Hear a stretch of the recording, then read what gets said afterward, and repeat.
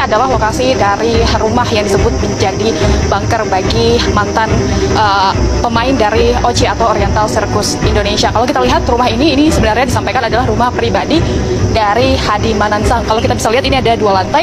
Ini di lantai pertama ini adalah rumah pribadi dari Hadi Manansang. Kemudian kalau kita turun, ini yang katanya disebut-sebut sebagai bunker, tempat dari para pemain OCI yang sejak dulu ini tinggal dan juga latihan, bahkan disebut mendapat penyiksaan. Tapi kita akan lihat seperti apa sebenarnya kondisi dari rumah di bawah ini atau yang disebut-sebut sebagai bunker. Ini Anda bisa lihat, ini disebut adalah common area atau ruang masak dan juga pantry bagi karyawan-karyawan atau pemain-pemain dari OCI untuk memasak, kemudian juga makan. Kemudian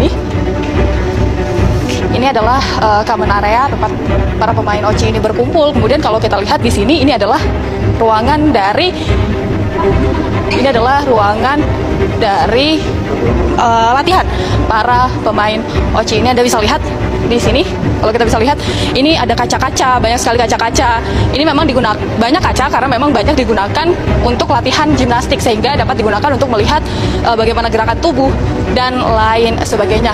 Kalau kita zoom lagi, ini banyak sekali memang foto-foto dari Oriental Circus Indonesia yang dulunya sempat berdiri hingga tahun 2019. Jadi disampaikan memang ini sama sekali tidak berubah layoutnya sejak dulu. Jadi ini yang disebut-sebut sebagai bunker oleh para mantan pemain Oriental Circus Indonesia. Mereka juga tinggal di sini. Ini ada ruangan-ruangan. Ini adalah kamar-kamar dari mantan pemain OCI.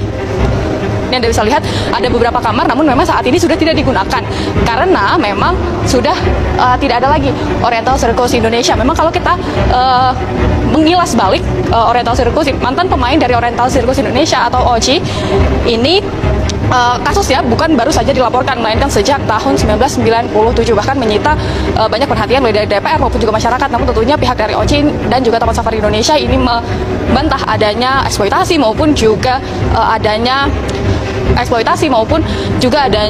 kekerasan yang dilakukan kepada mantan pemain OCI. Namun kita berharap kasus ini dapat segera terselesaikan baik melalui jalur hukum maupun juga jalur kekeluargaan, dan disampaikan oleh pihak tim DPR akan membuat tim pencari fakta atau TPF terkait dengan kasus ini. Tentunya diharapkan kasus ini dapat menjadi terang dan terlihat siapa yang sebenarnya benar, apakah benar terjadi eksploitasi ataupun seperti yang disampaikan oleh OCI bahwa tidak ada eksploitasi maupun juga penyiksaan di sini. Dari Bogor, Jawa Barat, Fadila Syarafina, Syawari Tiasa, Metro TV.